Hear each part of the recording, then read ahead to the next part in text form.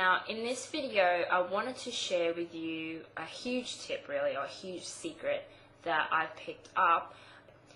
So what happens when someone breaks up with you or rejects you from a relationship is that, they say they don't want to be with you anymore, right? They don't want your love anymore is what they're saying.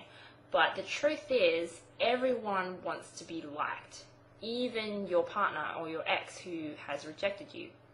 Even though they're pushing you away, they're saying, I want my space, I don't want to see each other anymore, I don't think we're right for each other, they still want you to like them, because that's how human beings are. That's our human nature. So if up to this point you have been the one chasing after them, which is completely normal, that's okay. But what you should do, or what I recommend you do, is that you should suddenly turn your situation around. So if you've been chasing after your partner, suddenly give them a bit of the cold shoulder, not too much, but just remove that distance,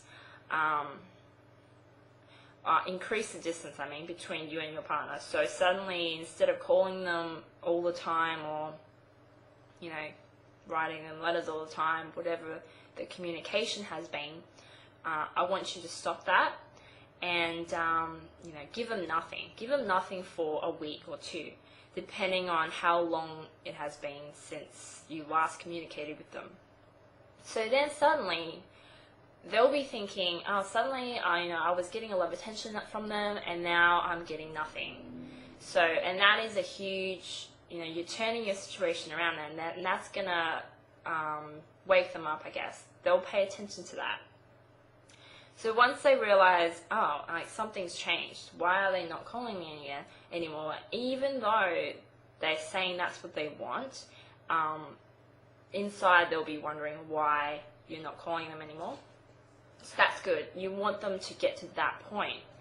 But the problem with that is you don't want to stay in that just being cold and not talking to each other stage for too long, because if you do that, then eventually they will move on, and you don't want to lose their interest.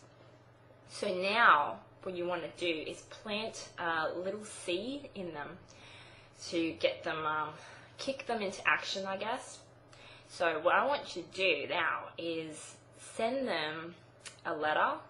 It can be either an email or a handwritten letter, although I suggest a letter might be a bit better because it's more personal, and it'll be less likely to get lost in all the other junk mails that everyone gets nowadays. So if you can send a letter, great. If not, email is fine as well. So all you want to say in this letter is say, I apologize for everything that's happened, and I agree with you about the breakup. I've finally come to terms with that, and I'm fine with it. And, I hope we can catch up again sometime in the future. So that's pretty much the gist of the letter that you're going to send them. Very simple, really. And you could add in a few one-liners like good luck with your exams, or, something that ties in with the past, something friendly. So remember the letter, all you have to say is, I apologize for what's happened. I understand and agree with the breakup, and I hope we can catch up again as friends in the future. So that's all you have to say. Now, after you send the letter, you should just wait and leave it, because you've given them a bit of an opening kind of thing. So it's up to them to contact you now. And it's okay if they don't contact you straight away, but what I found is that most people do contact straight away, so don't be surprised if they call you, a few hours or whatever that day. But that's cool. But even if they don't, that's fine. But remember, now you planted that seed. They're going to be ticking over this what's going on thing in their head, because suddenly you were giving them attention, then you weren't, and now you're saying you're fine with the breakup. So for all those different situations and questions, I really recommend you to go to the link below. That will give you a lot more information.